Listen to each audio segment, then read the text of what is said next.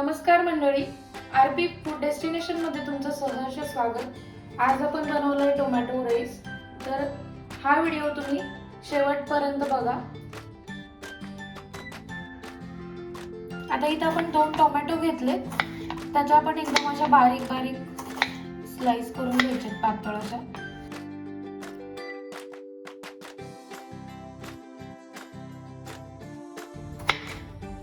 अशा पातळ एकदम अगदी व्यवस्थित अशा बारीक करून घ्यायचे। तुम्ही याची प्युरी पण बनवली तर चालते।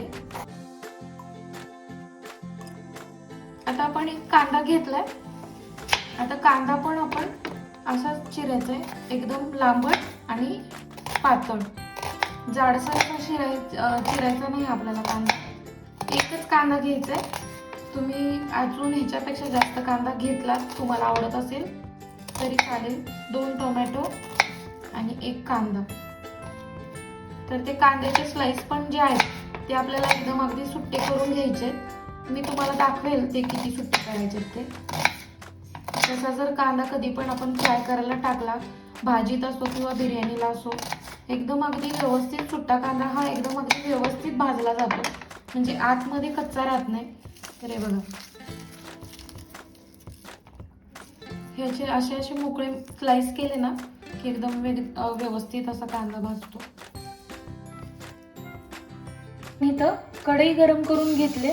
आता आपण यामध्ये 4 ते 5 चमचे तेल घेणार आहे। एकदम अगदी जास्त असं तेल घ्यायचं नाही, पण तुम्ही टोमॅटो कांदा भाजण्याइतपत तरी तेल पाहिजे आपल्याला, कारण तेल एकदम कमी पण असून चालत नाही आणि एकदम तेल जास्त पण शरीरासाठी चांगलं नाही। तर जेणेकरून जितकं होईल तितकं कमी तेलामध्ये स्वयंपाक बनवायचा। आता कढई गरम झाली, तेल पण तापलंय। आता आपण त्यामध्ये जिरा मोहरी टाकायची 1 चमचा। लगेचच आपण त्यामध्ये कांदा भाजून घ्यायचा आहे। थोडासा व्यवस्थित एकदम अगदी असा ब्राऊन कलरवर कांदा भाजून घ्यायचा आहे।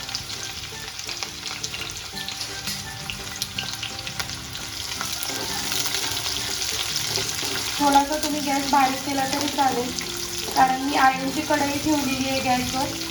ती कढई खूपच तापते, म्हणून मी बारीक गॅस केलाय।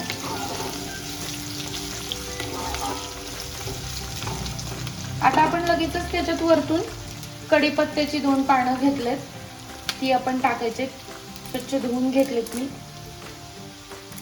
पानं आपल्याला ह्यासाठी नंतर टाकायची आहेत, कारण कढीपत्ता तेलात मध्ये एकदम फोडणी टाकला असेल तर आपण कढीपत्ता क्रिस्पी होतो लगेच, म्हणून आपण वरतून कढीपत्ता टाकायचा। तो मऊ पण राहतो आणि त्याची टेस्ट पण येते आपण जे बनवतो त्याला।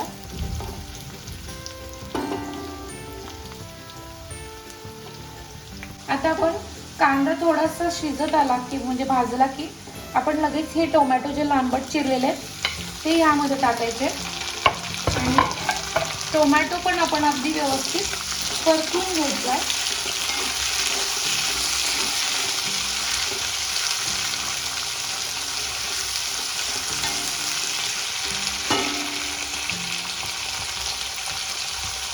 आता थोडासा मी तयार अद्रक मसाला आणि जे अद्रक लसूण मसाला आहे म्हणजे पेस्ट आहे ती टाकलेली आहे मी थोडीशी।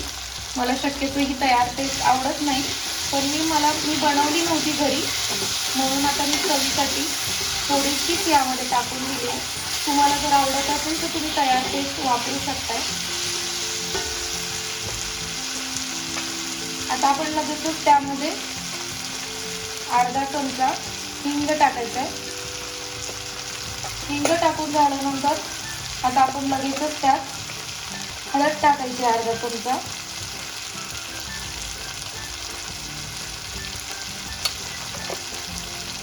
आता आपण त्यामध्ये धना पावडर टाकायची 1 चमचा।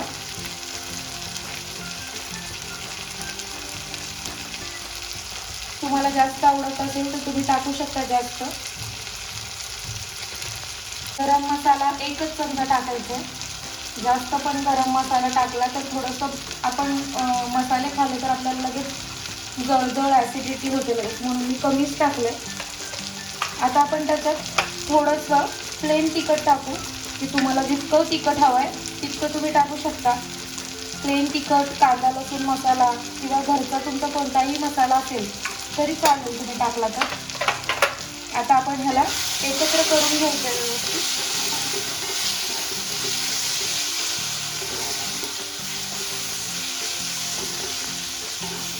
तर चवीसाठी तुम्ही घरगुती मसाला जर तुमचा घरी बनवलेला असेल तर तो तुम्ही टाकू शकता, नाही टाकला तरी सुद्धा चालेल.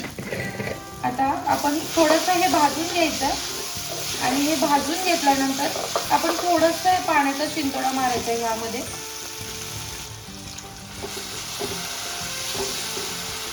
आपण ह्यातलं तो पूर्ण पाणी हे असं सुकून घ्यायचं, म्हणजे पूर्ण पाणी ह्यातलं आटवून घ्यायचं.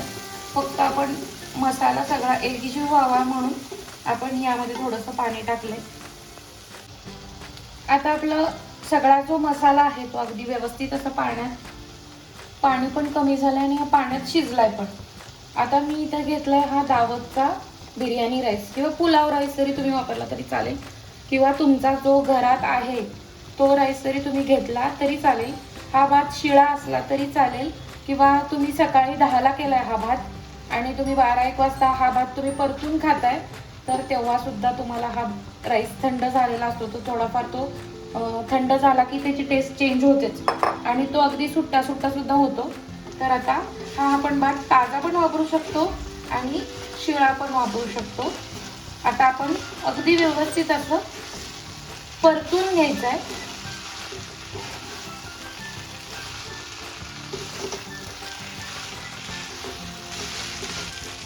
आपण व्यवस्थित असा परतून घेतलाय आणि आता मी ह्यामध्ये मीठ अगदी किंचित टाकणार आहे, कारण जेव्हा मी भात कुकरला लावला त्यावेळेस मी भातामध्ये मीठ टाकलं होतं थोडंसं.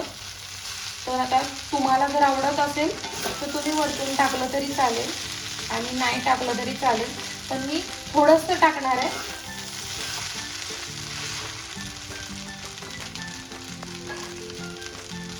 आता आपण थोडंसं मीठ टाकून घेऊया. आता आपण पुन्हा एकदा व्यवस्थित परतून घेऊया.